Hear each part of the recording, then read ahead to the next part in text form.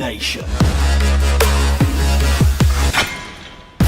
Providing you with the practical tools and expert knowledge to optimize your strength, health, and mindset, inside and out. With your host, Steve Katarzy. Guys, you're in for a treat today. We are joined by the one and only Adam Schafer from Mind Pump. I've been listening to these guys for the last year and a half. In actual fact, they inspired the creation of Adapt Nation and this podcast. Their podcast is arguably one of the best podcasts out there today globally in the health and fitness space. They've delivered 900 podcasts today. They have a raw, honest, and fun style. They educate through entertainment, and they deliver honesty, rawness, as well as good banter. And you just can't help but to get enabled, understand more, and be inspired as it relates to your health and fitness when you listen to these guys. And Adam is just such a great guy. So I was blessed to have him on this podcast today. And you're going to really want to listen into this great conversation, which goes through the creation of Mind Pump and what gap they were trying to fill, which is inspirational in its own right. You know, the risks they took, the mistakes they made, and the advice that they give to any up-and-coming digital business today. It's a real insight as to how you start and scale a modern digital business and the importance of the data to drive your revenue and funnel. We also talk about the future of Mind Pump and how they're going to be leaning in on technology like never before. And then we step into another gear and get to understand the man behind Adam. So who is he? His strengths? You know, what would his missus talk about in regards to his weaknesses and the things he struggles with, as well as what legacy is he hoping to leave behind? I love this conversation. I think Adam did too, and I'm sure you will enjoy getting this deep, interesting, unique insight into Mind Pump and Adam. Enjoy, guys. Adapt Nation. So, Adam, thank you so much for joining us today. Thank you. We were just chatting offline, but I have been hearing you for the last couple of years in my ears. So to have the conversation, is pretty unique. So thanks for finding the time. Awesome, man. I'm excited. So for the listeners, if they haven't heard who Mind Pump is, I'd be surprised, but you guys are starting to make some big waves over here in the UK. But Adam, for me, I think you're a great example of someone who's not too big to give. Adapt Nation only got started this year, and you know we're still a fledgling in both the podcast space and generally in what we're trying to do around health and fitness. And for you to find the time to just have a conversation with us is fantastic. So really humbled to have this chat. Well, you know, sorry. Go for it, Adam. Yeah, no, one of the things that I think it's really important that we continue to do that. Especially Sal and I, we do as much as we possibly can where we will, you know, get up extra early or stay late to get on podcasts, especially a podcast like yours that's putting out a great message, especially where you guys are at too. I think more and more people need to hear messages like that. And that was really the foundation of Mind Pump. Was we weren't coming out trying to say that we knew everything, but we had relationships with a lot of really brilliant minds, and we try to highlight them on the show. And so we're all about giving and sharing and helping. And I mean, I think together we all rise, right? Couldn't agree more. And I'm a massive believer in, you know, building credible, believable, authentic relationships because, you know, we are greater than the sum of all our parts. And whilst our worlds haven't collided yet, we don't know at what point, you know, we might be able to mutually support each other and more importantly, help our customers and clients. So great that we're having this conversation. And I just kind of wanted to backstep a little bit and kind of call out why Mind Pump is so special to me, Adam. And this might surprise you a little bit, but of course, you know, you're one of the best fitness podcasts globally. You've done 900 episodes. You've got YouTube channel with 100,000+ followers. You've got training programs. You're an established business. I came for the training content. I came for the training insights. I think I found you through Muscle for Life through Mike Matthews, Okay. but I've stayed for the inspiration. And I don't know. I feel you guys are a force for good, right? I know you talk, you chit chat. It feels like as if I'm in the room sometimes just having a general day-to-day conversation with my mates, but you also deliver training content and some interesting wellness discussion. But it's the fact you guys, I don't know, for me, it's about taking risks. It's about having belief in yourself. It's about putting yourself out there and being vulnerable and being a force for good. And I truly believe that your content, your messaging, the way you guys put your stuff out there, extends way beyond just having a discussion around getting yourself in shape, getting yourself a little bit fitter, maybe slightly more optimal. It's about, I don't know, taking the blinkers off, being self-reflective, expanding people's minds and, encouraging people to take action. And that for me is why I've been listening for the last couple of years, pretty much nonstop. I mean, you guys pump out a lot of content, but Yeah. I'm there with you most of the way.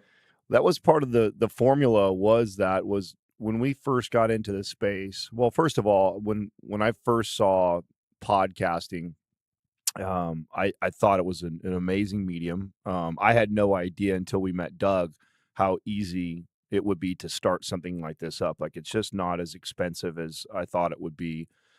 Doug had all the equipment to do it. And when we looked at all the health and fitness podcasts in our space, there really was kind of like two sides. There was, academia, which was typically what I would listen to. I liked the Lane Nortons. He was having doctors on there on every podcast, and the Tim Ferriss, and this real kind of formal type of podcast that it attracted the person who really wanted to grow and learn, and I enjoyed that. And if you were a fitness professional, you probably enjoyed those types of podcasts. And then there was like pure entertainment, which was like comedy stuff, or maybe somebody that was kind of flashy and got a lot of attention because of social media, but they really weren't putting out great information. And so we really saw this opportunity for us because we wanted to educate, but through entertainment. We knew we weren't the smartest guys in the room, nor did we think we were the funniest guys in the room either, but we definitely thought we had a message that not a lot of people were telling at that time. For the most part in the fitness industry, and I've been a part of it for 17 years, Sal 20 years, Justin 16. The formula has always been, you do whatever you can to build a network of people, and then you attach yourself to a supplement brand and you sell supplements to people because it's a monthly reoccurring thing that they have to get. And, there's lots of science floating around that we can use to say that, oh, you need this and oh, you need that. And that's been kind of like the formula for a really long time. And, a lot of us, when we got together, that was one of the first things that we were just adamant about dispelling, because it's like, man, I don't think I've ever had a client that I put them on some supplement stack and that was what changed their life. In fact, it never happened. And if there was people, in fact, most of the time, most people didn't stick with it. And that was because a lot of what we focused on, the scale or aesthetics, how we looked, wasn't making long-term change in people's lives. And it took us years to figure that out. I mean, on the show, we openly discuss the bad decisions that we made and the things that we were wrong about as trainers as we were coming through. And that, I think there's a part of that really motivates us. I think there's a part that we almost feel guilty for the first half of our career that we kind of fell into the trap or the stigma with this, okay, you tell people whatever they need to hear to get them committed to you financially. But when you look back, you go like, man, I really don't think I'm helping that many people. At least that's how it was for me. And I was known for being a number one or top trainer in the company for a really long time. And, I remember reflecting one day going like, I got all these cool trophies that say I'm the best. And when I think back to all the people that I supposedly have helped, probably less than 20 or 30% of them did I really fundamentally change their lives. And I think that's not really good. I'm not batting very well if that's what the number one guy looks like. And it really was because it was based off of sales and revenue for the company. It wasn't really geared around changing people's lives. And so I think it was at that moment when I really started to dig deeper, and this was well before Mind Pump ever existed or I met Sal or Justin, but we all kind of individually came to that same conclusion at one point in our career and went on this just diving deeper and deeper into the science and trying to find ways to really help clients out. And the deeper we went, the more we realized that it was more psychological than anything else. And I think that's a lot of what we preach or talk about on this show is that, we can sit here and we can help you guys, filter through the science that is getting presented to you. But at the end of the day, most of that stuff's being presented to you because they're trying to market and sell you. And really, there's something deep inside of you that you need to figure out first if you're going to get long-term results. And I think that was kind of the recipe for the success. And we did this through a entertaining fashion, right? So we come into this locker room type of conversation where there's nothing scripted. People ask that all the time. Like, we have no idea what we're going to talk about. Between the three of us, we just have so much experience in the field that we're just not, we're never lacking content to talk about. And, the show just kind of took off. We started growing pretty rapidly. And, we knew that our formula was going to be, we're going to drown the competition that was out there with better free content than anybody else. And that was kind of what we did. And it wasn't great at first. I mean, I've just the other day, Katrina pulled up an old episode that we did. It was like number 13 or 17 or something. And I just was cringing how terrible I thought we sounded. But we knew that none of us had radio or TV backgrounds, and no one expected none of us expected that we were going to come out and just be great at it. We knew we would evolve and work at our craft. I knew all the gentlemen that I went into business with that they just took a lot of pride in personal growth and bettering themselves, and so I knew that we would all analyze what we're doing and saying and get better and sharpen our skills and read and learn more and more. And really the 900 episodes have just been reps to get us to this place where now I feel a lot more comfortable doing what we're doing. To be honest, I think when I listen back to those old episodes, I mean, shit, we were probably nervous as hell. We were nervous, didn't know what we were doing. We just knew we had really good information to present to people, and we were doing it in a way that I don't think anybody else really was at our time. And I think that's what really resonated with a lot of people. And I would say not just the content and the locker room style of discussion, the vulnerability, all of that stuff is great. They are fundamentally the reasons why I think people tune in. But I think if anyone's got an ounce of ambition, wants to be inspired, wants to take action, just hearing people, taking that massive step, as you say, driving down a motorway and changing all four wheels at the same time. You dive straight into this industry, learn as you went along, and as a result of the last couple of years worth of hard graft, you are delivering a interesting, engaging, thought-provoking, and inspiring medium of digital. So I'm honestly, I can't say enough good things about both you, Adam, and the team. I think what you guys are delivering is fantastic. I do think obviously it's becoming more radio show like. I don't think that's a bad thing. But how do you find? Where do you think the direction of travel in terms of that dialogue is going on the podcast? Because some people just want to come for the content. Others want to come for the discussion. Yeah, that's a really good that's a really good question, because that has completely evolved. I love where it's at now. It does feel, it feels more produced, which I know you're always going to get a little bit of backlash from that, right? I mean, it's just like a band when they first start off and only 100 people know about them and they feel like they're a sensation, and everyone's like, oh, they feel so they're a part of them because they were a part of that. We have that with Mind Pump too. We have a core group of people that have been with us since day one, and when the show changes a little bit or evolves a bit, there's always a little bit of backlash. Oh, I wish you guys were just like this, and swore all the time. And we talked about crazy shit when we first started. It was really a shock and awe type of approach. And really You've dumbed it down, have you? Oh, yeah. Yes. If you go back, we had some really inappropriate. Okay, maybe I need to go do that. Oh God, please don't. The very first t-shirt we ever made was Zero Fucks.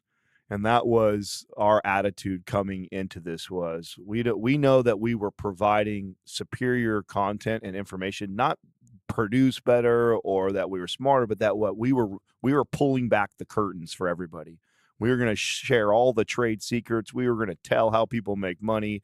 We were going to say it all. So we weren't afraid to talk about anything. And I think the choice to do all these crazy type of topics was to show our vulnerability, to show how open we were, also to show our diversity, that we could kind of go anywhere. But that has definitely evolved. I think that, we've refined the conversation more. There's little things that happened along the way. So at one point, and I think it was around, I want to say episode 400 or so. I don't know how far back you were listening, but at one point we realized that we had almost divided our audience. There was about 50% of our people that were there literally just for the science. Like, that's all they wanted to hear. They didn't want to hear our stupid comments. They didn't want to hear political talk. They didn't want to hear us argue about stuff or talk like a bunch of bros in the locker room talk at the beginning.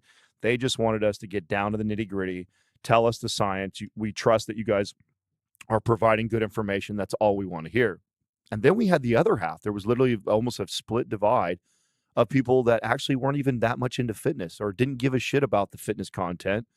They just loved hearing the conversations. You have three intelligent guys that don't agree on everything, that are willing to go back and forth and have discussion about any topic. And we would touch third rails all the time. So we had another half of the audience that's all they wanted. And so there was this point where we were like, what do we do? We talked about possibly having a second show and doing that, all like one being all banter, the other one being all science. And, at one point I said, let's just do this. Why don't we record like we always do? We're not going to format or change anything. But at the end of the show, let's do our introduction. Because at that time, Sal used to introduce us. He'd come in and say what Mind Pump was kind of about. And then we'd go into a topic and we'd just go and then end the show. So what we started to do was, let's just do what we do. Doug's over there keeping track of time and paying attention to when we go from the banter and we transition into the science. He keeps track of the time. And so then what we would do, and he also takes notes while we're talking. So when we have topics, if we're talking about Elon Musk that was just in the news, or what's going on with cryptocurrency, or whatever's going on with the political race, whatever stuff that we're talking about that's more locker room talk, he would keep track of those topics. And then at the end of the show, we would then record the intro. And in the intro, we would tell the audience what to expect and what time that we get into the science. That way, if you're somebody who just doesn't want to hear any of that shit, you could fast forward right to the minute that, okay, this is where they start getting into the fitness and science stuff. And then if you're somebody who just wants the pure entertainment and the day-to-day news type of BS, that you knew that, hey, for the first 42 minutes, that's it. And then they get into science and then you can turn it off because you don't care about the science. So that was probably one of the most pivotal things that I think we did as far as the production or producing the show more. And I think it was one of the best things that we did. And I'm sure at the beginning when we did that, we got a little bit of pushback from our audience. But overall, I think people appreciate that because it's true. We have almost a split audience of people that want to hear the banter, and then another half of the people that want to hear the science. So that was definitely a pivotal moment for us to come up with that and make that transition. I also think that we did something that was really unique in comparison to a lot of other podcasts, which is most podcasts, when you think of the Joe Rogans, the Tim Ferrisses, the Gary V's, a lot of these people that have really big podcasts, most of them have built their audience off of getting other big name interviews on their show. And we really built our core audience without any interviews. The first year we didn't do any. And then even the second year, most of them were like friends or people that we knew. So it wasn't like, big name people that you were tuning in here. So I think that's really helped us. It's allowed us to grow slowly and get better at our craft because we had this loyal base of people that believed in our cause, believed in the message that we were giving, and have stuck with us since we've started. And now that we've got to a place where the show is large enough that, most anybody that we reach out to, for the most part, will want to come on the show because it's great pub for themselves. So, I think that really helped was building this loyal audience off of answering their questions, engaging with them, adding value to their lives, which was so key. And I tell this to anybody that's building a podcast or a digital business, is it's so important that you don't stress and think about how exactly you're going to make money, and you think more about how can you provide the most amount of value to your audience. And because we defined our why early on with that, and we've stuck with that, that's been our North Star, and I think it's served us really well. In fact, we had a program to sell well before we ever sold it. I mean, Sal, before we even met, had already created Maps Anabolic, and that's what got us together.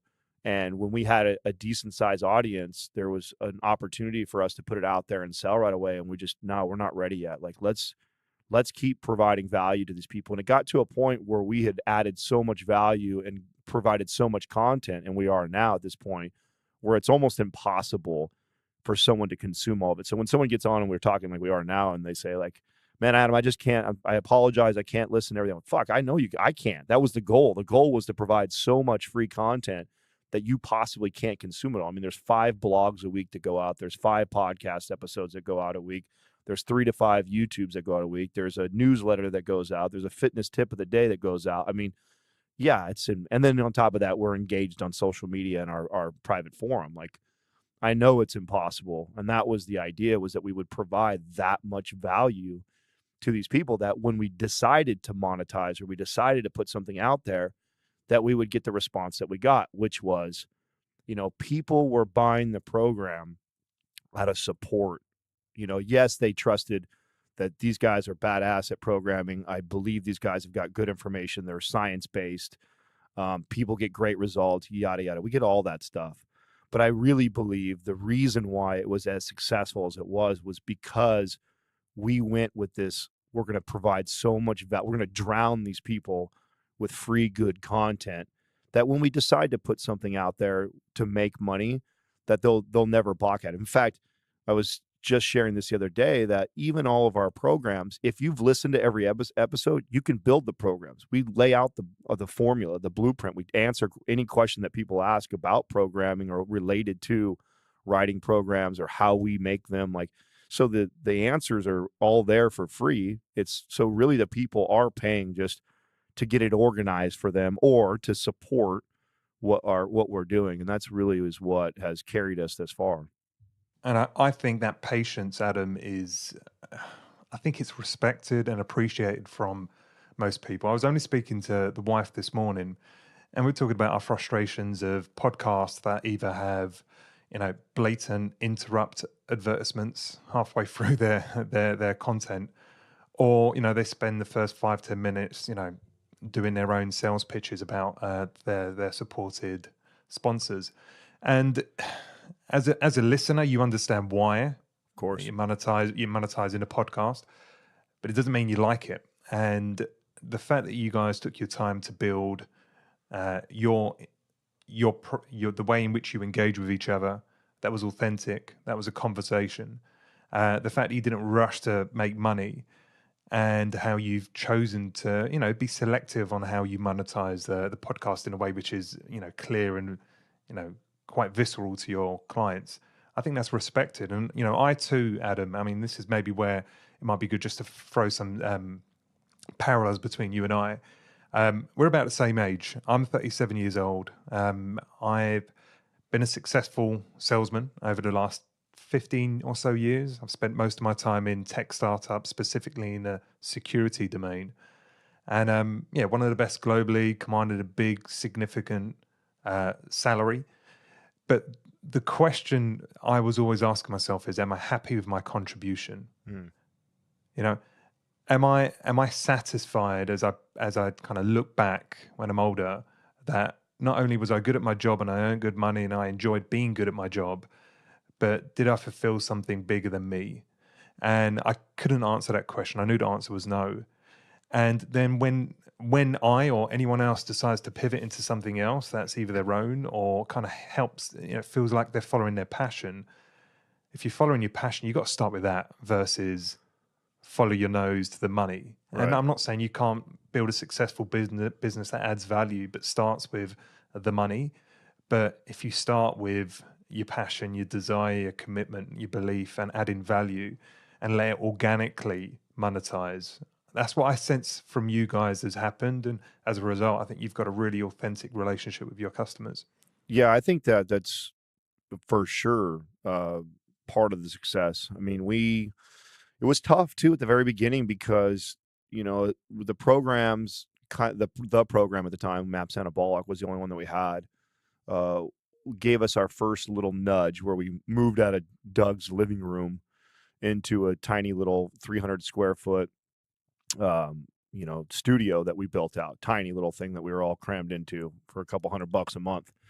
And that really got us moving, but we weren't making, and all of us were still doing other things on the side. The podcast could not support any of us by any means. And we had enough traction to where we were selling some programs, we were getting some attention, and now sponsors were coming along. And something that we all agreed on from the very beginning was that absolutely are we not going to sell out to just the first company or any company by that means that's going to come by and throw money at us to advertise. And that was tough because we had some pretty nice some pretty nice brands like Cellucor that were coming at us really early, and we turned down everybody. I mean, and it was just because everybody that was coming at us were these supplement companies, because that's how most people make their money in the space. And only for a moment did we like contemplate it, where it's like, do we want to do something like this? Are there some of these products that we could use or would use? And all of us were like, nah, we can't convolute our message with what we're trying to do here. And if we continue plugging away at what we believe in and growing this thing the right way and continuing to add true value to people's lives, it'll eventually come. And we really believe that. And it was about a year after conversations like that of not taking on any sponsorships, did we finally get to a size where if we did bring on a sponsor, there was a huge response from the audience, and the company would love us after that, and we'd have a lot of success. And so that gave us this leverage to be able to go out and look for the company. So now when you see anything that we talk about, none of these companies are companies that have come to us and said, hey, we want to advertise on their show. We all have got things that either one of us has been introduced to, we've used a product, or there's something that we really like, or we think that it can add value. And then we go, hey, I really love this. Let's reach out to this company and let's talk to them. And so it started off with us like calling these people, or calling the CEOs of certain companies and saying, hey, listen, you probably never heard of us. We're this health and fitness podcast. We have a very loyal audience. We really like what you have to offer. Justin uses it. I use it. Sal uses it. It's something that we think our audience would really appreciate and enjoy.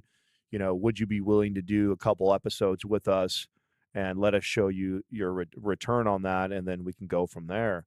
And that's really how most of these relationships started with a lot of the companies that we work with now. And we look for outliers. Many of the companies that we have done business with, we were the first podcast they ever did. A lot of people, at least over here, I don't know what it's like where you're at, but over here, podcasting is still a new medium to advertise on. I mean, you don't. Yeah, we're a few years behind you, I think. Okay, so yeah, hang in there. It's still, we're still not there. I mean, the big brands, like you're still seeing most of them advertise on TV and radio. And those of us that are in this medium are over here yelling and saying like, it's dead. TV's dead. Radio's dead. Mm-hmm. Podcasting conversion rate is significantly higher. But a lot of these companies haven't figured that out yet. And there's only a handful of them out there. So we really had to go after companies that we liked, regardless if they were doing advertising on podcasting, and convince them that, listen, this is a really good medium. Your product aligns really well with our message and what we're talking about. Give us a try and let us show you. And so, and that took a while to gain some traction, but now it's really cool. Now we have a department. Taylor handles all that side of the business, and that's his job. Every day he's in communication with companies that we potentially want to work with, and everybody's different. We do different things with different people. Not all the time is it about money. Sometimes it's really about a company that we really like, and we like what they're doing. A good example of that would be like Mir. I'm drinking out of one of their coffee cups right now, and we didn't do any sort of monetary exchange for that company, but we love the message that they have. We love their product. We love that they give back. Every time you purchase any of their stuff, they're donating water to somewhere that they can't get water to, and so they got a really cool brand that they're growing, and they're slowly getting there. And we want to help that. And the model that we've built has always been around that. It's been this, we're not afraid to highlight other people and help other companies out. And I think that was another part of the secret sauce of Mind Pump is, I think in fitness and in a lot of business, and I'm sure because you've been in sales, this too, there tends to be this competitiveness and scarcity mindset of, oh, I don't want to help you out. I'm winning, you're losing. Yeah, right.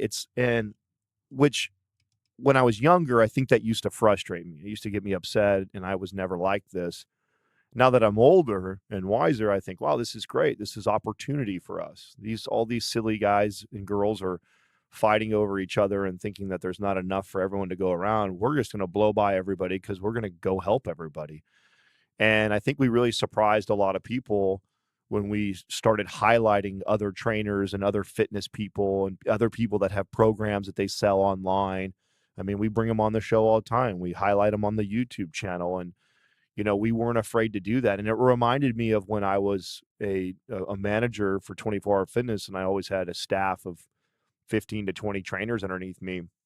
And I used to, take vacation. And when I take vacation, I'd keep my clients moving and training, and I'd give them to my trainers and say, hey, train my clients for the next week or two. And it helped them with their hours, so they were making more money.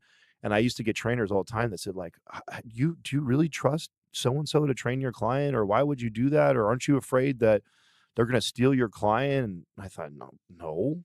I mean, if they do, I said, that's two really good things for me as the boss and the leader. I said, if I give a client of mine away to, or present them for somebody else to potentially steal them from me, I said, and they do, two things I've learned from that. One, I've got a hell of a trainer that works for me because he or she has the ability to take a client of mine, and I'm the boss. So that's fucking awesome.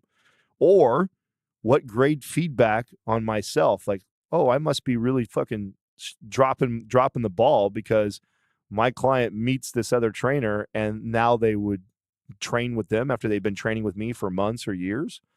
So I never looked at it like a negative thing. Like it was a great feedback for me as a boss and as a leader.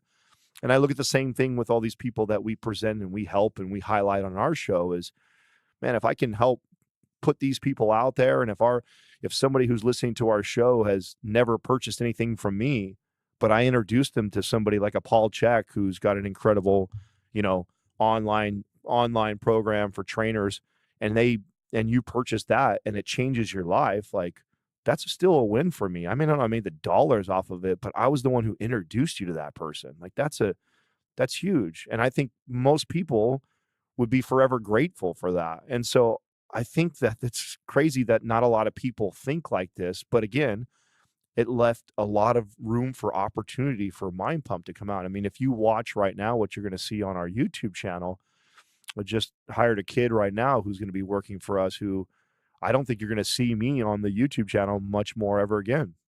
My goal was never to become this, big YouTube star or podcast or Insta famous or any of that shit. Like, I hope people find Mind Pump in 3 to 5 years and you don't even really know who the fuck I am. It's never, and that's been a common theme amongst the four of us owners, was this was never about us. It was about something much greater. And so we've all been able to put our egos aside as we grow this thing. And we're always about bringing other people in and highlighting them and bringing them up. And, that's really what's going on where we're at now, is we're beginning to get to a point where we can kind of scale out of a lot of things and highlight other people. And especially if it's somebody who's presenting really good information, and leave it to where just the four of us, Doug hopefully will just be sitting behind the computer and producing, and Sal, Justin, and I will just have to talk on these mics, and then the rest of the business is being operated and ran by people far better than all of us. You've said a couple of things there that really resonate with me, Adam. Firstly, this idea of a scarcity mindset. I get it. I've been there. wanted to trounce over the competition and not let them, win share of market. But the reality is, especially in the fitness and wellness space, is that you can't be an expert on every domain, Right. nor can you service every person. Right. And it's a huge, huge industry. And if you're focused on really innovating in zeros, right? Looking at an industry which, for the most part, makes a lot of cash with very little return on investment, right? When you look Right. through, whether it be the gym chains, through to the supplements, through to the fat loss diets and shakes and so forth, much of what is bought may be sold and purchased with good intentions, but the net result is there's not a lot of outcome. Right. I don't think, at a global scale. So we need to solve for that, which is, how can we meaningfully enable people to just lead a healthier, happier, more capable life? And it's hitting on the pillars of nutrition and exercise and sleep and mindset. And I think you guys are doing a great job of that. So the scarcity mindset piece, I'm so glad you guys are engaging and really being an aggregator of great content, being able to showcase latest research, point towards people that know better than you. Let's face it, you guys aren't PhD, Right.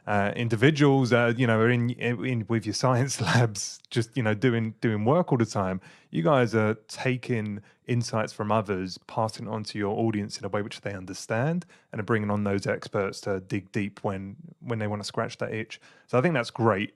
The second thing you said, Adam, that really resonated with me, and I just kind of wanted to pick on this a little, was you spoke about after about a year or so, you started reaching out to a few brands that you thought, there was a common interest. And it just made me chuckle because, as a sales guy myself, I've spent, about the last 6-7 months not selling. And that's a foreign experience. The idea of giving everything away for free, chatting, not necessarily having metrics that are in any way, shape, or form quarterly led or monetized in any way. And only recently starting reaching out to brands and, folks like you guys and trying to, present value to both sides for us to get speaking. Finally, I got my sales on again, and that felt liberating, and it felt like me again. Was that similar to you guys, right? When you did start presenting yourself to these brands, and quite frankly, having to present a bigger opportunity and a bigger brand of your own for them to take attention. Did you kind of enjoy getting back into the swing of things when it comes to selling? 100%. So, I mean, again, we're extremely authentic and transparent about the business, and I have no problem sharing with people. I'm very money motivated. I've been since I was a kid. I'm sure a lot of that is because I had kind of a troubling or challenging childhood, and we didn't have a lot of things, and so I've been driven since I was a young kid. And when I had a lot of success as a manager of trainers and fitness leaders, a lot of that was because I was a numbers guy. I used to love to dive into the analytics, and it was a way to separate myself in the space, because when I came into training 16 plus years ago, what made a great trainer was the most knowledgeable trainer or the most fit, best looking trainer.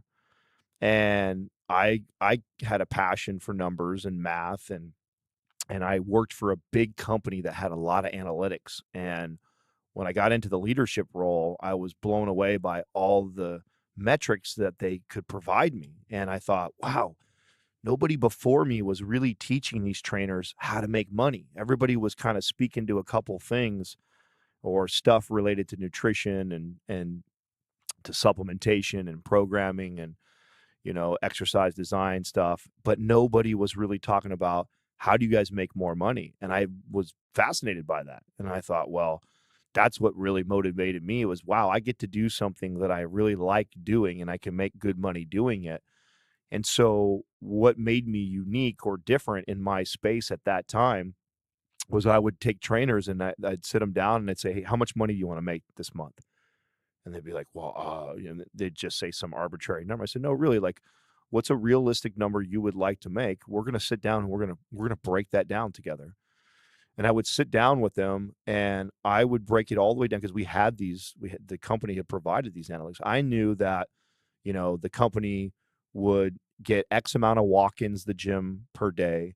I knew that X amount of those people would or would not have personal training prior to that. I knew that X amount of those people didn't know that what they were doing. I know X amount of those people would take an opportunity to see a trainer for free for an hour.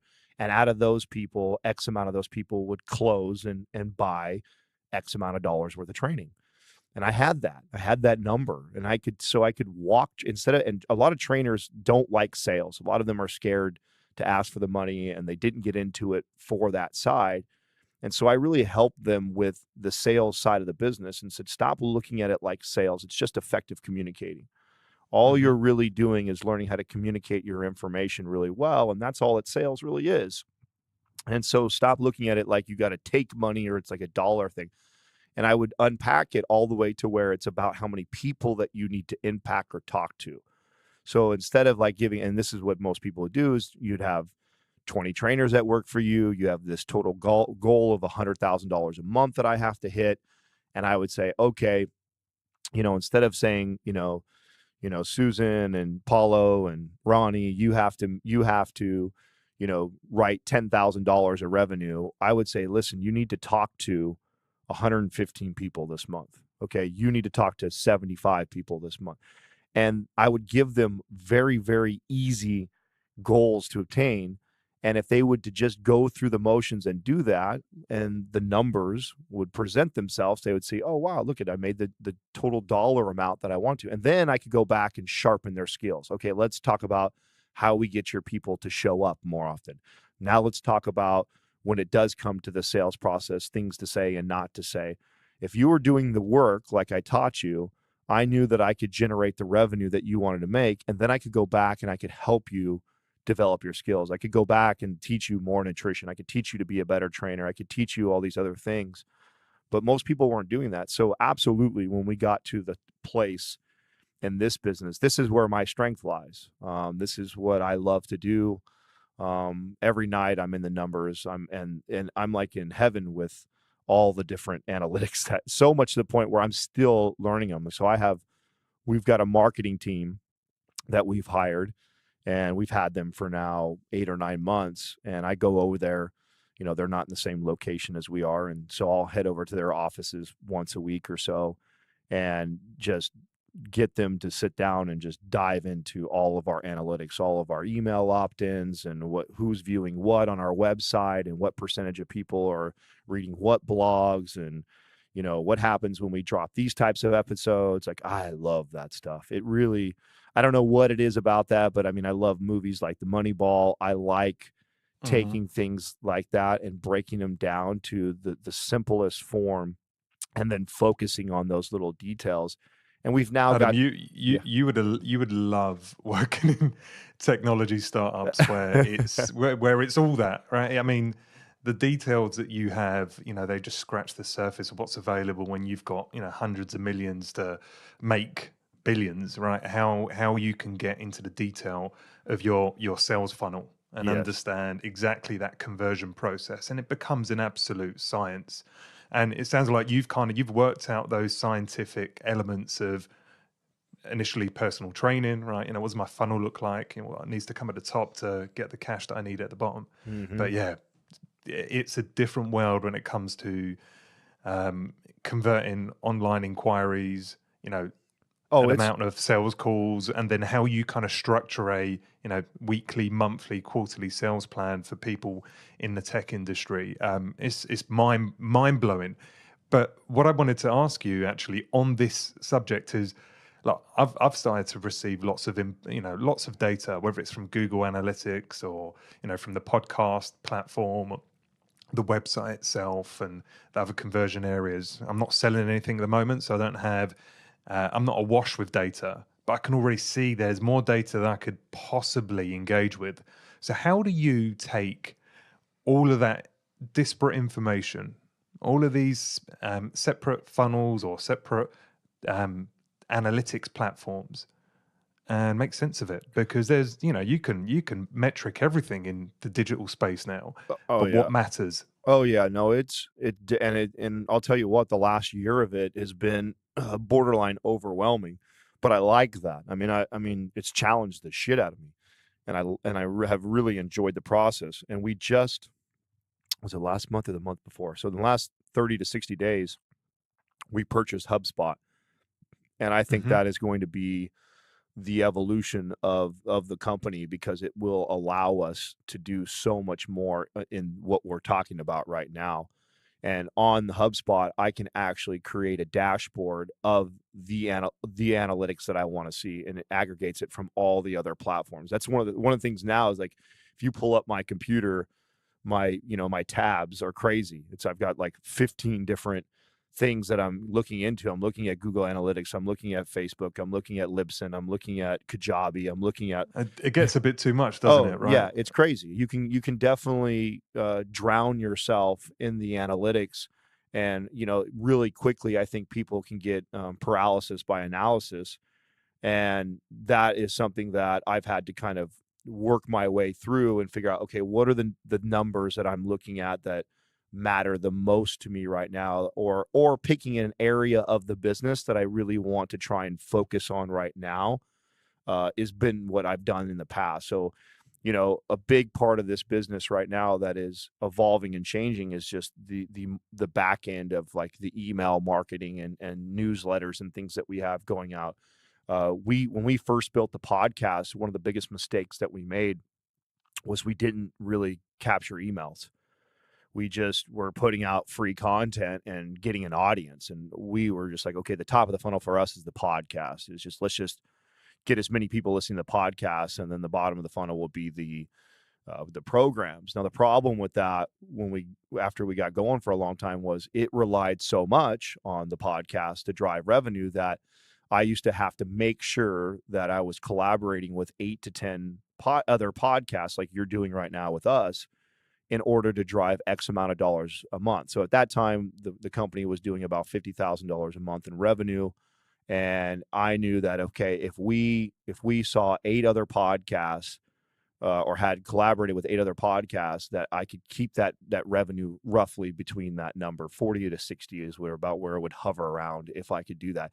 And the minute where you would have this kind of passive income, opt-in from the podcast listeners hearing your promo of a program and taking their own initiative to go find it on your website and buy it. Exactly. So that was how you were making your money previously. Exactly. And then things started to change. Right. So that was the main way that we want. It's something too that we should clear up, because we didn't really discuss it when we glazed over the podcast advertising. If you're a listener and you're thinking about starting a podcast, and your thoughts are your main source of income is going to come from podcast advertising, you're going to have a really fucking hard time, because that's nowhere near the money that we make from programs. Selling your own stuff, program sales trumps that by 5 times.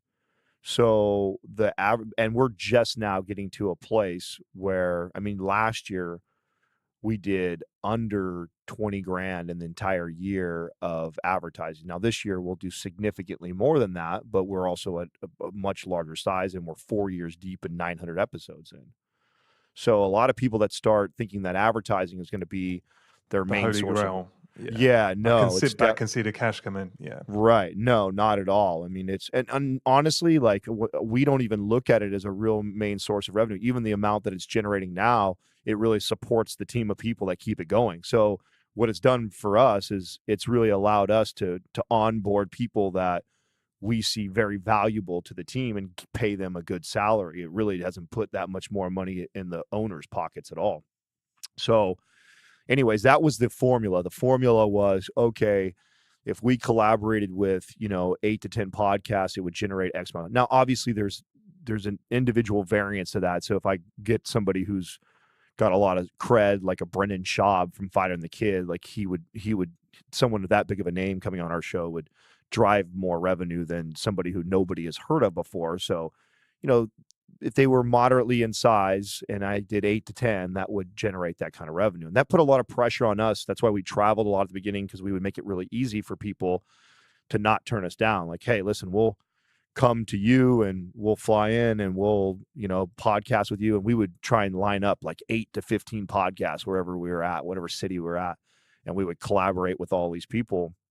And at the beginning, a lot of the collaborating was just having you on our show. Like that's how we went. Like it was, let's have them on our show. Let's start the relationship. And then, hopefully one day they'll have us on their show. And so that would do enough to keep that revenue right about where it was at. Well, that kept us going for the first like year and a half, 2 years. Well, once we started monetizing. So the first year, no monetization. Year 2, we started monetizing. For about a year and a half, that was the formula. And then just last year was when we hired the marketing team and we just started to capture emails. And we and I think we're up to, I think we're around 50,000 emails now, which is not very much, but we're adding 2,000 a week. So we're moving pretty quick now as far as how much we're adding as far as email opt-ins. But up until that point, we weren't really generating any sort of revenue out on the web. We weren't capturing anybody from Google. We weren't capturing anybody from Facebook. None of that. Everything was through the podcast. So it had a lot of pressure on that. Now we're at a place where Facebook advertising and our email opt-ins are generating almost double the revenue that the podcast is. So it has allowed us we don't have as much pressure to where we have to go find, which is really nice. Now we can kind of like select the guests that we really want to present to our audience at that time, what we're trying to do. We don't have to travel as much. It has really allowed us to kind of really focus more back in the business on the things that we want to do to evolve it, because we now have this, automated, back end that is constantly generating revenue through Facebook advertising and through our email opt-ins. But that took, we hired the advertising company. It was 3 to 4 months of dumping money into it, not seeing return from it, slowly getting it going, the learning curve of how we do it, like how we create, and it's still not even all the way there. I mean, when I look at the percentage of conversions from it, it's really, it's not great at all. And it's not great because it's very generic still right now. We are just now starting to segment our emails and our audience. And this is something that HubSpot is allowing us to do really well. So I can now start to speak to those people. So right now we have like this general message that's kind of going out to all these people that come in. Well, that sucks when you think about it, because if you think that what we're building is a virtual version of what I've done my whole career, when I get somebody who walks in the gym and I sit them down and I talk to them, the conversation that I have with, Susie, who's 42 years old, had 3 kids, 30 pounds overweight, never worked out before, is completely different than what I have with 19-year-old Tommy, who's playing college basketball and wants to increase his vertical and build some muscle. Like, that conversation is totally different. Well, right now, those 2 people could opt into our email and they're getting kind of the same message. And we're still converting at a good rate to where the company is growing. But the problem is we haven't refined the message to those people. That is going to be one of the biggest things that we do going in through the next year. That's huge for us. And I'm excited to see how those numbers start to change. Right now, it's getting us by. It's keeping revenue going. Yes, we're driving and yes, we're growing. But when I look at it, I go, we're nowhere near optimizing that, which to this point, this brings me up to a talk that I had at a mastermind group. I spoke at Vince Del Monte's mastermind group, and afterwards I had people walking up to me because they were asking my Facebook analytics. And when they heard how well they were doing, they said, well, why aren't you dumping more money into that? And I said, well, it's because I know I can 2 to 3x the revenue that we're making a month on Facebook right away just by pumping more money into it. But I also know that I'm not doing those people a good service like I feel we are with the podcast. The podcast, we have this different medium that we can sit down and we can talk for an hour and a half. We can give really good information. If you read a blog that Sal wrote and it's out on the web, you've never heard of Mind Pump, but you read an incredible blog that he writes, then you opt in, and then you get into our emailing sequence, and it's a generic email. I don't care if you're converting at a decent rate that I can make money or not. I care that I'm not presenting to you the information that is most valuable to you. And so here's another example of a mistake I see a lot of businesses make in this position. We easily could be 2 to 3xing that revenue. All the numbers support it. Now, luckily for me, I have an extremely tight relationship with our marketing guy, and he knows our message, what's important to us. It's not just about cranking up and making more money. It's about delivering a product to people that is undeniably so valuable that you have no problem spending X amount of dollars on whatever it is that we have to offer. And right now, those people that are opting in from blogs or Facebook advertisement, those people are sure they're getting some good information, but not as good of information that I know we're capable of giving them. And so that's being refined right now. And it's really cool to build that process where, Cassie's on the back end. She gets some sort of an email that says a question. They've never listened to Mind Pump, but they opted in somewhere. They got X, Y, Z they want a question to. Well, I've answered X, Y, and Z. 2 years ago, I did a YouTube on it. 1 year ago, Sal wrote a blog on it. 6 months ago, we did 3 different podcast episodes on it, but I haven't been able to capture or collect all that and categorize it to provide it for that person. But we have it. So that's awesome, Adam. I'm impressed. You're talking about highly mature, bespoke communication to your clients based on the fact that you've just got enormous amounts of content and you just want to be able to sequence that content to the customer in a way which matches where they're at today. That blows my mind in terms of how you're going to do it. But the fact that you feel that you've got, HubSpot and the various systems that might enable you to sequence through just the huge catalog of messages you've already delivered. I'm excited to see how you do that just from a business perspective, and more importantly for the customers to be able to get a timely communication in line with where their life is right now. I mean, right now, Adam, I'm actually doing something. I have an objective to put out some kind of transformation program that I'm kind of working through right now, and I'm trying to deliver a thoughtful, holistic, basically trying to codify my life, the things that I've done well, the things I've made mistakes on, and try and accelerate someone who wants to, fix some areas of their life. But it has to, just because of the nature of how I'm delivering this, it's going to have to be generic in its sequencing, and I'm going to have to hope people follow along and things that they've already heard or they don't want to hear, that they feel comfortable passing that by. But where the juice is being able to deliver a program at scale in an automated digital way that gives customers the information they need when they need it. Right. So really, really excited about what you guys are doing. Oh man, I'm excited too. I mean, and I just had a call with Ann, who works on our customer service side on the back end, and a lot of her job is to point, people in the right direction of, oh, this program's best for you, this or that. And I had to remind her, I said, listen, I know your job is to convert these things, but I care less about that.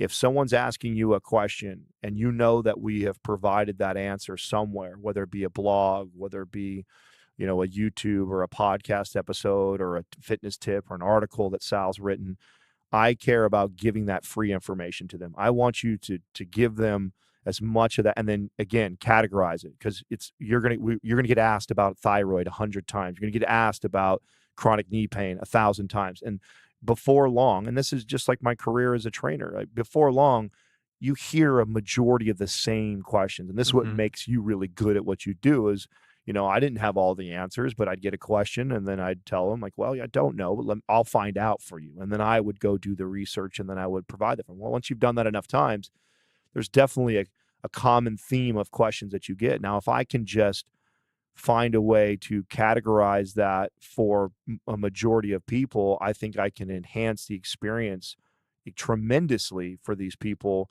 by just providing. And we've already done the work. We've done the hard part. We sat down and spoke for hours, or Sal sat down for hours and wrote 5-page articles, or we've sat and we've produced YouTube videos. So we've done a lot of the content, and some of that we will refine now too. I mean, what's beautiful about what we have here and the team that we have is I can have someone like Ann or Cassie message me and say, hey, I've got this lady who, this is the question, I can't find anywhere where we've talked about it. Can you rip me out a video? And I could sit down, or Sal can sit down. Doug could fire up one of the cameras, record him and very professionally, audio all done, high end, shoot that over to our editor. Editor could have that edited, sent over to her, and now we have an answer to that, and then we can now categorize that. And so once we can start to really organize the back end of the business of all these people that are opting in and provide the same type of service I feel that we've provided with through the podcast, man, I can't wait to see what conversion rates look like. And at that's the moment when we will decide, when we are blowing away what's expected of, email opt-in conversion rates, when we're blowing those, because I believe that the standards that have been set for, conversion rates for email opt-ins is extremely very low. I think it's very, very low, because when I compare it to, the people that would walk into the gym and how many, if I were to sit X amount of people in front of me and if I could get their ear for 1 hour to talk to them about their health and wellness, I mean, I closed it like 87%. I mean, it's not, to me, everybody needs the information that I have to give to them. In one way or another, it's just finding out what is it that I have for them, and if I'm generically blasting you with this generic email, it's kind of like I'm just throwing spaghetti on the wall and hoping something stick, where I think we can get way more refined. And we live in an era now we can. It's so fucking rad. This didn't exist 10 years ago. 10 years ago, I wouldn't be able to do this, but the technology is there now that we can aggregate all this information and we can get way more precise about what we provide for these people. And then when we do that really well, then we'll crank it up. And then, of course, the money will really start to flow. But I think you can't rush to that. I think it's greed that makes us want to do that. And I think if I was 25, I probably would have made that mistake, because I was so driven by money. I think I had to be where, I think we all had to. I think when you look at I'm the youngest of the group at 37. Justin's 38, Sal's 39, Doug's 90. So I love it, Dad. So make sure he's listening over there. He looks, we talk about this all the time. The fucker's the oldest, but he looks the best at all of us, man. So definitely follow. He follows the information we provide better than probably anybody does. So, but yeah, man, I think if we do an incredible job of doing that, the money just comes, and it's proven that way in this business already. And it's such a fun ride. I've never had so much fun in my life building something as I have with Mind Pump, and the guys that I work with, my owners, they're fucking incredible, dude. Justin, and our relationship really is like what people hear on the podcast. It's as authentic as it can be. I mean, we definitely jab. Yeah, you can't fake that. No, you can't fake that. You can't. It's as real as can be. We don't always agree. We disagree a lot. We have different things in common, and we don't like all the same things. And it's such a great time. And everybody I've never met a group of 3 other men that are as confident as all these men are, and humble at the same time.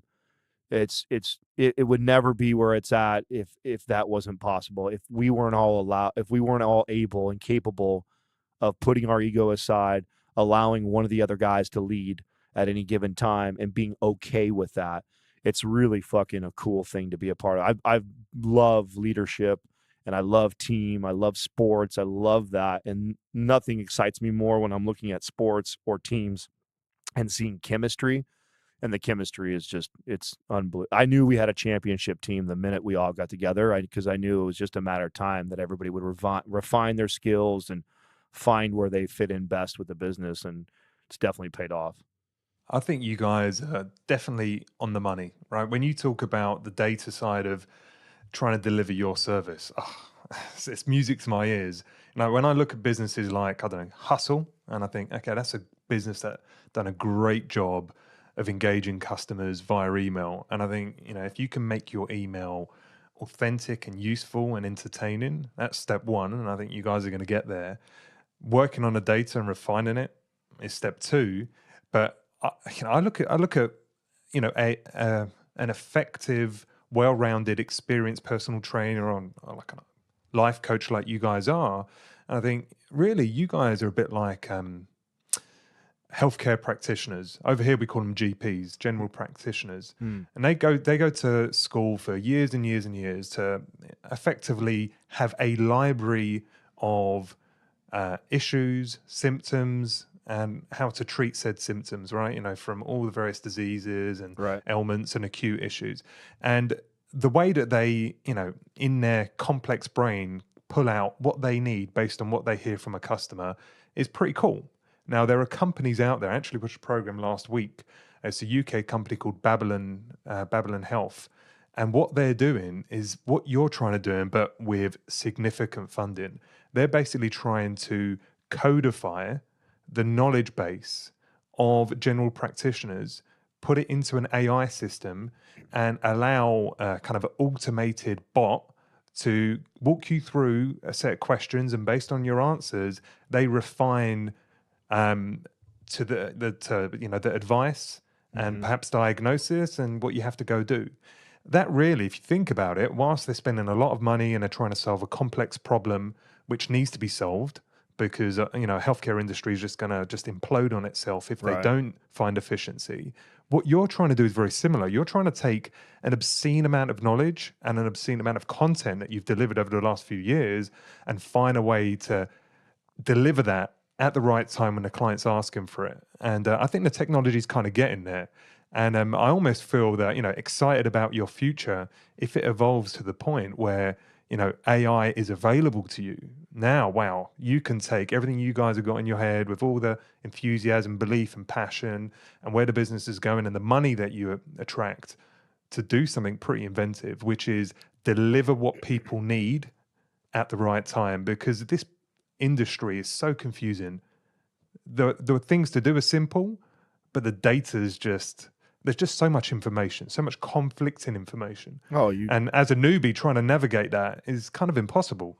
yeah, no, you hit it right on the head. I mean, and we actually already are dabbling with AI stuff. So this is definitely the future of Mind Pump. And I really think that what will separate us from companies like that is the way we do it, education through entertainment. Something that I think is tough is to keep especially with the generation coming up now, is to keep the attention of people enough to where they'll listen and and hear the information they need to hear. I don't know how many times I've heard someone tell me that they listened to X amount of episodes and then it was that one, that we finally spoke to them, It's a big time investment to do an hour and a half every couple of days with you guys. It's, people haven't got that time, especially if they're subscribed to 10, 20 other different podcasts and they've got books to read and they've got a life to lead and they've got shows to watch. Right.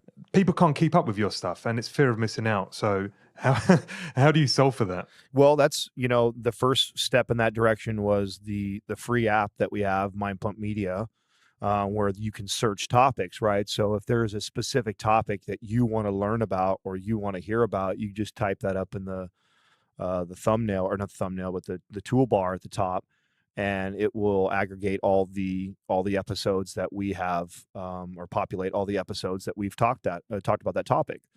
So, and that was just the first step, and it's a really clunky, basic app that we have right now. But the future is to evolve that. Imagine if you could come into an app and literally put in, 2 or 3 words pertaining to what you want to learn or hear about, or your issue that you got going on, and what populates, 2 blogs, 1 YouTube video, 3 podcast episodes. You've got a plethora of information. That's awesome. Regarding that topic that pops up, and it's all free, and that to me is what is really going to drive this business and take it into 2019 and 2020, is going to be the ability for us to do that and do it seamlessly. And it's just, it's steps. Of course, people want that now, and I would love to provide it for them now, but it takes a lot of money, takes a lot of manpower, takes a lot of time to do that and do it well. And we're in the process of it, and we've been doing it for a while now. And, every day I get a little more excited about the future of it and how it's coming together. But absolutely, that is the vision, is that exact ability that somebody can come in and type in a question and they will just get all this information, and however you want to digest it. Maybe you're a YouTube guy and that's how you like to watch, and you're a visual person, or maybe you want to read and you like the way Sal writes, and you want to see the studies that he references, because you don't believe anything that you see or hear, right? So you want to see the studies to back up and support it, so then you can read his white paper or the blog that he's written about it. Or maybe you're somebody who likes to listen while you're driving, and so then you want to hear us have dialogue about it, where it's not just this preaching to you or telling you, it's three guys debating the topic that you're unsure about, and you want to hear my point of view, and you want to hear Justin's point of view, and you want to hear Sal's point of view, and then from that you'll decide your own opinion. And so, I think that you guys are becoming a tech company, and that's the beauty of it, right? You guys are personal trainers, or started off as personal trainers, engaging people on the fundamentals of life. Move. Right. Eat the right food, get good sleep, think and grow your mind, develop your mind. But the reality is, to deliver that in today and 2019 and 2020, the way you're going to do it, to, overcome the noise, the hype, the flash, the bullshit that's out there, is to leverage technology. And I would not have thought, honestly, that you guys were leaning in on tech the way you are and the way you want to. And that is both overwhelming to hear, because you guys think you think you guys are just podcasters, but to hear you guys are leaning in on that stuff is incredible. And it's also very exciting on how you're taking, what and your passion and your excitement, and you're asking a question, how do I deliver value? How do we stand out and do something different to change people's lives? And leveraging technology, as much as technology is a pain in the ass and a distraction for the most part for a lot of people, it's this kind of thing that can make a difference. So I applaud you for that, Adam. That is awesome. I can't wait to see what comes out over the next couple of years. Thank you, Matt. Yeah, a lot of people think that the podcast was just the main medium that we use to gain traction, but since day one, the umbrella or the main company is Mind Pump Media. And so we always knew we were going to be this media company, and all of us are, into tech. We're all geeky, techy guys too. So as much as we're health, fitness, workout, musclehead bros, there is another side to all of us that maybe doesn't get revealed as much.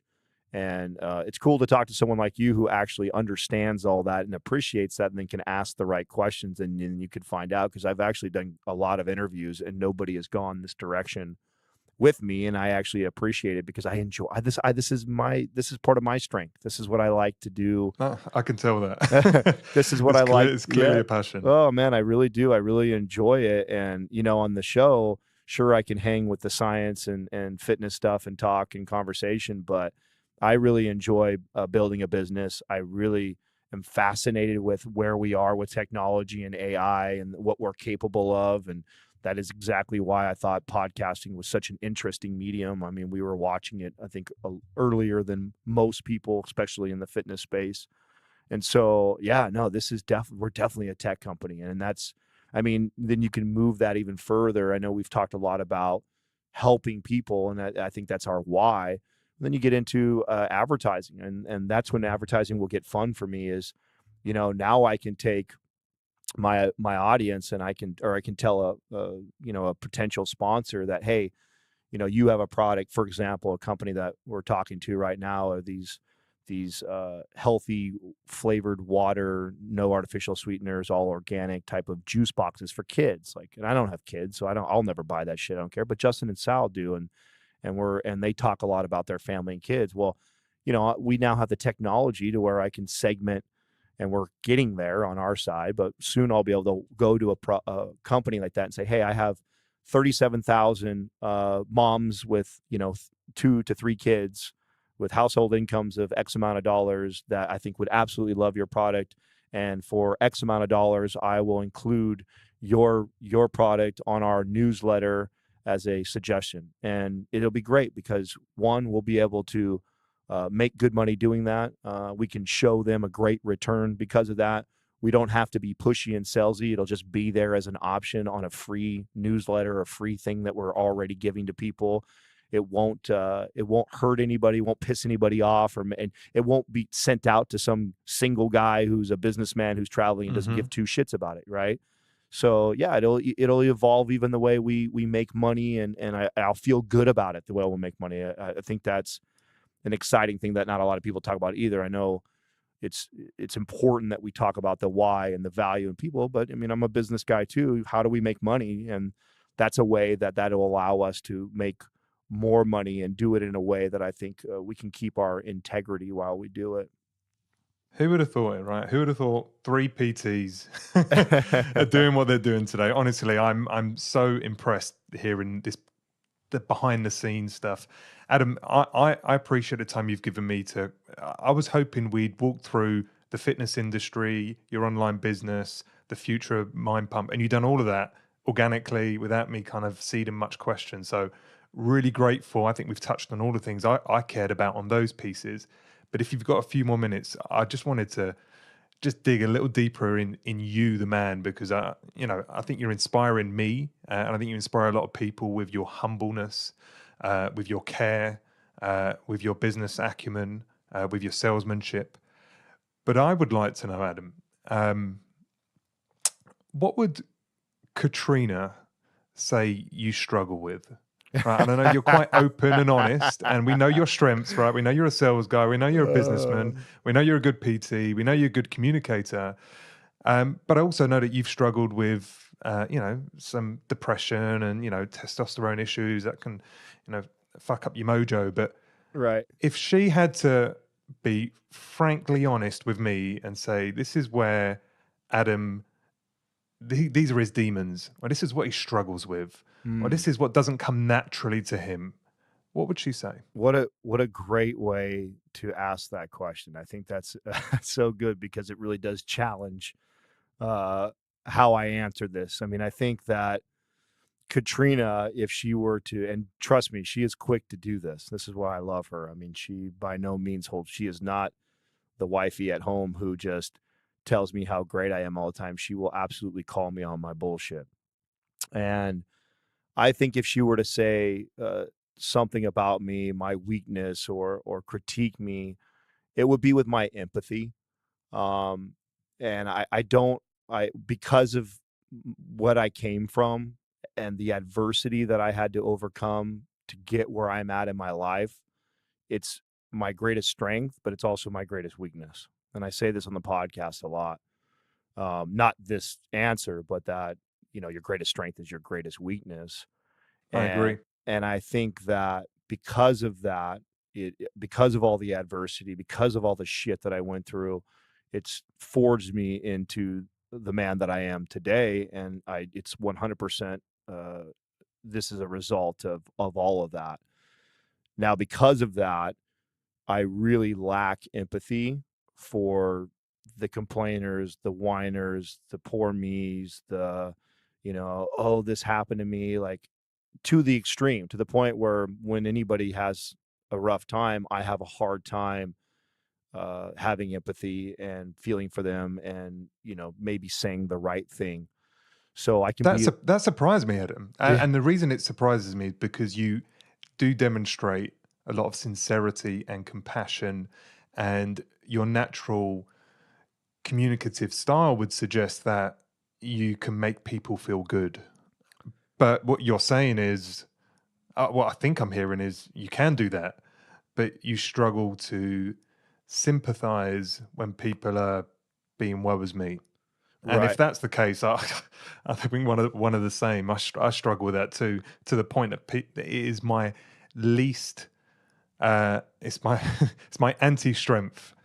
Of all the things I've got, I've got a list of all the kind of talents I have. Right at the bottom is harmonizing and sympathizing. But tell me why, how does it present itself? How does a lack of sympathy? Well, I think that's what it is. I don't know if it's empathy. I think it's sympathy. How does that present itself, and how does that get you in trouble? so and Katrina, and the reason why I think it was great that you presented it the way you did is because obviously she's one of my greatest reflections because I'm with her every single day, and she, even though we're not married, she absolutely is like my wife. And she will be the first to let me know. For example, she just went through this major surgery, and she had a cyst on her ovaries, and it put her down. And she's a rock, man. I mean, she's definitely the rock in our relationship, and she handles so much of the household stuff. And when that happens, I definitely pick up the slack, but then I'm not very attentive to her needs. Now, that's an example with her, but this example bleeds over even in business. You're not attentive to her needs. What do you mean by that? You just weren't paying attention to when she just needed a cuddle or needed Right. something from the kitchen, or Right. what? You just weren't aware that she was in pain. What do you mean by that? Right. So I think that, okay, I'm attentive enough to know that she can't do all the things around the house. So I'm taking care of the dogs. I'm the one who's cleaning the house. I'm doing all the things that I know that she normally would do. But I'm also not taking into consideration that she's probably also feeling down and out, and my touch and the things I say to her could probably really help her. And these are things I know because I can reflect and I can look back, and I also know my own habits and patterns, and it's something that I'm actively always working on. But as a default, I've learned to become numb to weakness or pain or sad or any of these things. And again, because it's been a strength of mine, it served me so well over years to get to where I am today. But then it hurts me in situations like that when my partner could use more of my empathy or use more of my encouragement. And the same thing goes for like when I'm at work. If I can be I'm probably the roughest one at all of us to talk to. What I love about all the men that I work with and the women that I work with is everybody is very, very strong, and we've fostered a culture around raw truth and speak your mind. And if you are unhappy with something, say something. I think I'm one of the main drivers of that because I never hold back. If Tough love, huh? Yeah, if there is something that I don't like that you're doing, I will not allow it to fester. I will not put it aside and say, this isn't bothering me. And I'll give you an example of something that was really tough for me, and it also evolved me into a better man when we first started. When we first started, I'm the only one with no kids and no family. And every business I've built before that has been successful, part of that has been because I've had this ability to put my head down and grind and work until it's where I want it to be. And I can totally shut the rest of the world off and do that. And here I am with 3 other men that are incredible fathers and family men and successful. And they're at a place in their life where it's not just about money. They've made lots of money. They also want to create balance in their life, and they want to be great, continue to be great fathers. And that trumps the success of a business. That was really fucking hard for me. Really hard. But what it did, which is incredible where we're at now, and we literally worked, Mind Pump has been built to this size off of 4 guys working 9 to 2 inside the studio. Like that 9 a.m. to 2 p.m. has been like the work schedule since we have started. And that used to just drive. Now, that doesn't mean that all of us don't go home and, diddle on other parts of the business. There's always work being done. But I wanted us to fucking camp out. I wanted to pitch a tent. Nobody leaves work until this until this thing's generating millions of dollars. Nobody goes home. Like that was, and I was really adamant about that. And I know I would speak that a lot, and and a lot of that was because I lacked the empathy for them. And what has allowed that to bleed into me and has helped me grow is to see that. Like I'm inspired by the 3 of them and the way they are as fathers. And I know that one day I will be, and even if I'm not going to be, I know that other people should inspire to be like these men. And I respect that so much about them, that it isn't just about the money, that is an important thing. And they have stood their ground, that's something that's important to them. And I respect that about them. And it's also forced me to become more organized because I've only got this window of 9 to 2 that I can accomplish things with all of us together as a group. So it's also taken one of my weaknesses, which is time management and organization, and it's elevated that to a new level. So I'm extremely blessed to have been served with that situation, been shown that as it's a weakness of mine, and given me the opportunity to grow and learn through that. But if you were to ask Katrina, she would definitely say that I'm very hard on people. I have this ability to, once you cross me, or once I've made the decision up that I don't want you in my life, or I don't think that you see the value that I provide in yours, it's not hard for me to walk away from a relationship. And again, I think that's a strength of mine. Like, that's probably why if you were to ask Katrina, her and I would go back and forth on some things. So sometimes she's like, damn, like, take it easy on that person. I said, no, I've given this, I've given that, I've given this. After I've done that so many times, now I'm done. What I'm hearing there, Adam, is that you've got high standards of yourself. You probably put that on others Absolutely. without meaning to. You have high expectations of today and the future. You put that on others as well, and you struggle to tolerate anything beneath that standard, and sometimes that comes through either aggressive or a bit of tough love, or without the kind of soft edges. And if if that is the case, I mean, bloody hell, that is my life. The amount of people I've made cry or got frustrated, or who are my enemies as a result of me not understanding how to get the best out of people, because I'm operating in one mode, one speed. It's go as fast as you can, get shit done, be a perfectionist, don't stop until it's perfect. And putting it on other people who don't have your same standards in those things, but perhaps are better in other areas, and not seeing their skills for what they are and leveraging their talents. It's probably been my biggest regret in my career today, is that I hadn't adapted early enough to see where I was being a bulldozer.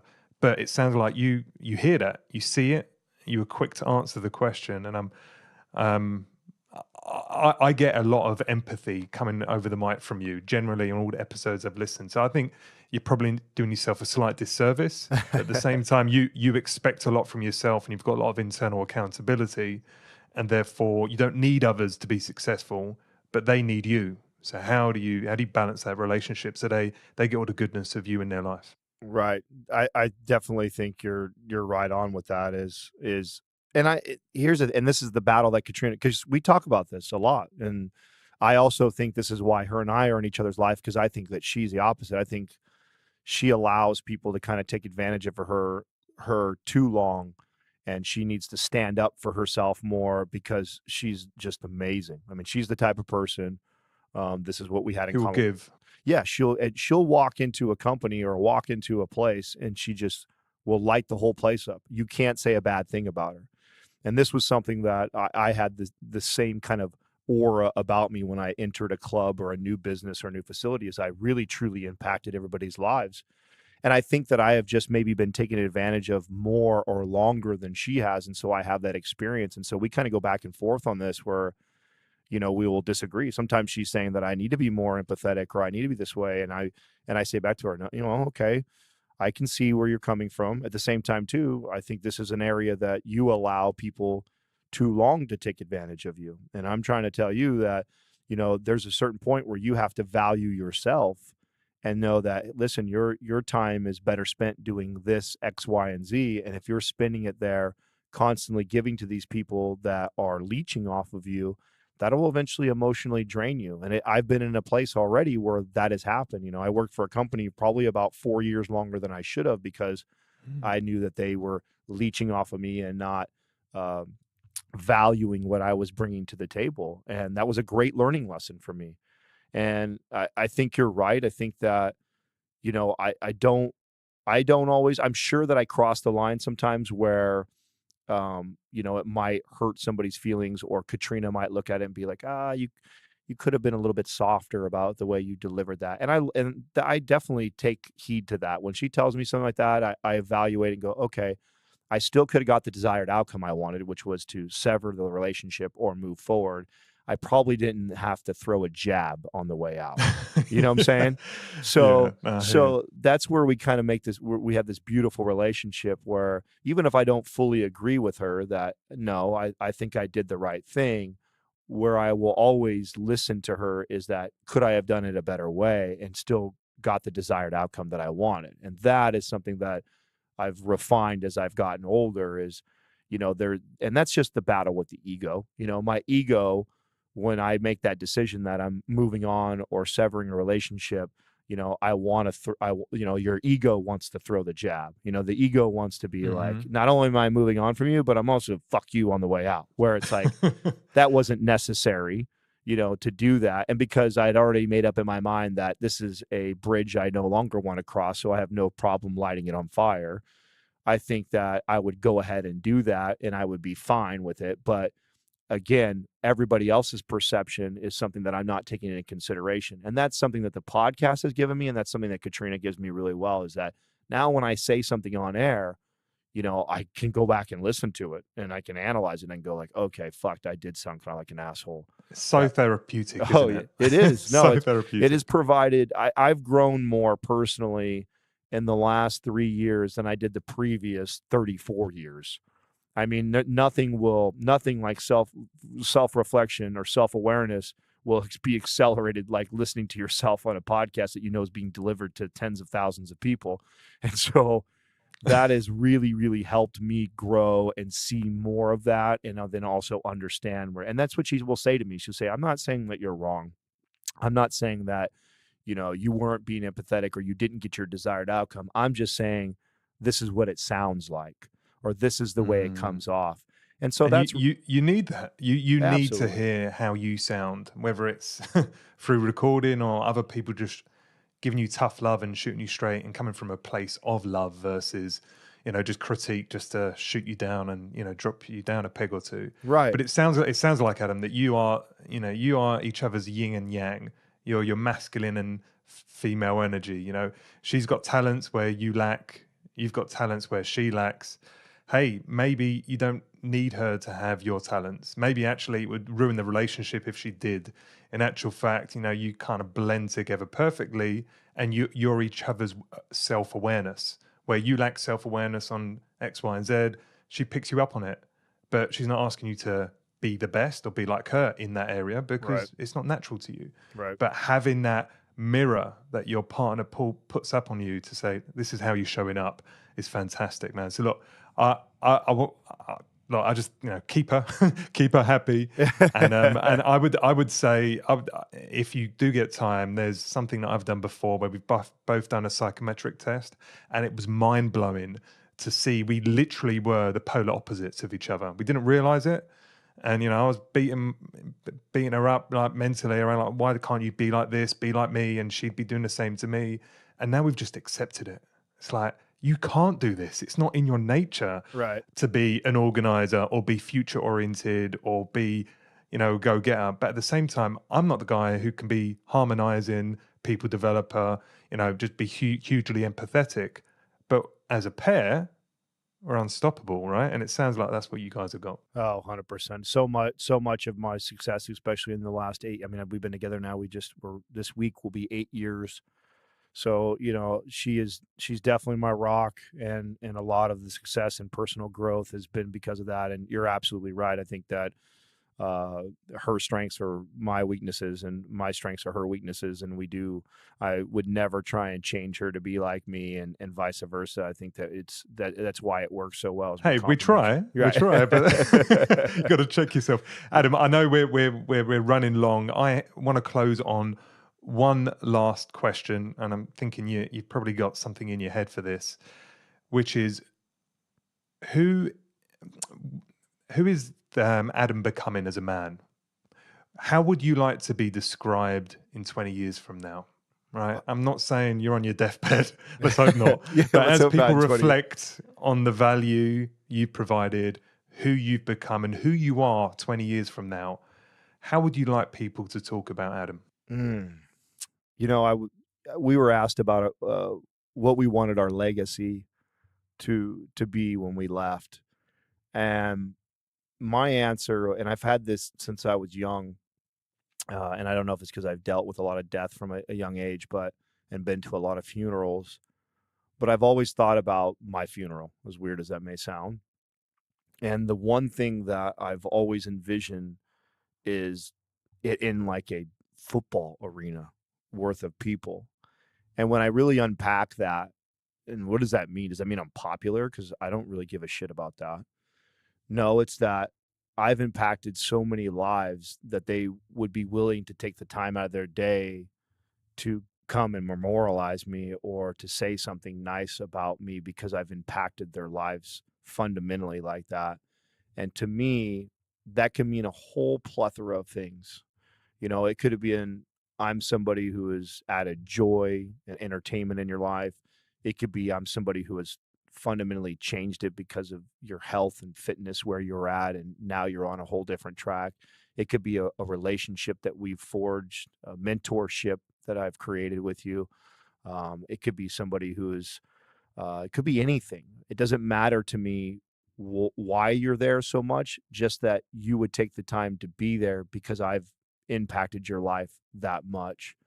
And, I've been to quite a few funerals that of family and friends and stuff, and where there's hardly anybody there. And I think about that and I think, man, this Mm. person's passed and, 20 people showed up. Like I don't want that. Like I don't want to leave this place and only 20 people feel like it's worth taking the time off of work, or 20 people have decided that they would reschedule their weekend to come and say goodbye. Like I want it to be to a place where so many fucking people want to pay their respects or want to show their love for all that I've given for so many years of my life, that it would fill up a football arena. And I know that sounds crazy, because by no means, when I had these visions and thoughts, did I envision me being famous.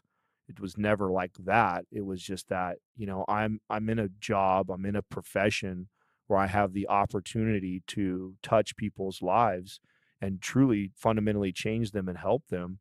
And if I do a really fucking good job of that, I would think that, a certain percentage of them will be impacted enough that they would show up on that day.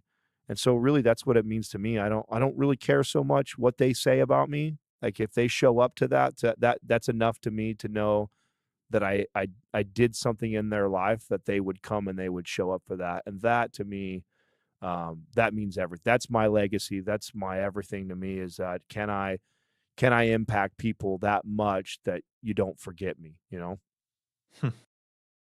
Well put, Adam. Well put. It sounds like it could come across egotistic, but you've described it in a way which clearly isn't about ego. For me, it feels like whilst you're here, you want to make a positive difference to, and I'm going to sound corny here, but a positive difference to human evolution. Right. And I know that sounds bizarre because, like, we've evolved through millions of years, and how can one man over a span of 60, 80, 100 years impact the trajectory of the human species? But I believe men and women are doing that all day long. People are having the level of impact, whether it's technology, whether it's innovation, whether it's just looking after ourselves more, getting rid of disease. You are part of a crowd of people, a growing set of leaders that are trying to unpick many mistakes we've made over the last 70 when it comes to nutrition and fitness and looking after ourselves. And as you kind of lean in on technology and you continue to develop your craft of communicating and touching and moving people, could you impact enough people that people say he's a force for good, he's made a difference in the direction of travel that we humans go down? And I think in some small way you could probably own that. And I think it's the impact that, what I'm hearing, you want to be known for, is that you have made an impact. How big? I'm not sure how big an impact you want to make, but it sounds it sounds you want to make a big impact based on the Yeah. football stadium No, analogy. I think you said it eloquently. I really do. I think it is, and I'm careful about how I present that, because it can come off like I want to be famous. And if you don't know me, you might think that, but I think after listening to the conversation you and I have had, like this isn't about me. I don't, if I did, I would care about, the Instagram following, or being famous like that, or wanting to be the front runner and known as the guy. Like, no, I don't want that at all. In fact, I look forward to the day that, that, like I said, people don't even know that I have anything to do with Mind Pump unless you listen to the podcast part of the business. I really want to fundamentally change and impact that many lives that it would potentially fill up an arena worth of people. And really it's less about the number of people like that and more of the impact. I mean, I went to Katrina's stepfather, passed away 2 years ago. And it was probably one of the most impactful funerals that I ever been to, because it was the first one that was of that size. I think he had like 300-400 people there. And it was a celebration of his life. And that to me was like, that's how I want to go out. Like I want people to celebrate that the impact that I either made on their lives or on society or a movement like we were doing, like, and talk about it and laugh about it and enjoy. Like, I don't want it to be this sad bummer thing. It's like, man, this guy was cool. We needed more people in the world like this to continue to evolve us, like you're saying. And I think you said it really well. I've loved this conversation, Adam. Thank you for putting aside an hour and a half plus to go back and forth and open up. And hopefully you've had a discussion that isn't the same as every other discussion you've had. This was incredible. We've gone a bit off the beaten track a little bit, but I appreciate that. I've done a ton of interviews, and this is probably my favorite that I've done for sure in a long time, if ever, because not a lot of people take me the direction that you went, and it's been really refreshing to have this conversation, and we'll absolutely do it again. Cool. That means a lot. I'm going to put in the show notes all the bits and pieces about Mind Pump, so we need not close on that now. So, guys, Doug, Adam, thank you so much for your time today. Crack on with 2018 and 2019. I wish you all the best, and I hope we keep in touch. Awesome. We will. Cool. Take care, guys. All right. If you enjoy this show, please leave us a 5-star review on iTunes. It really helps. And of course, recommend us to any friends or family who you think might also enjoy the show. Thanks for listening. This is Adapt Nation.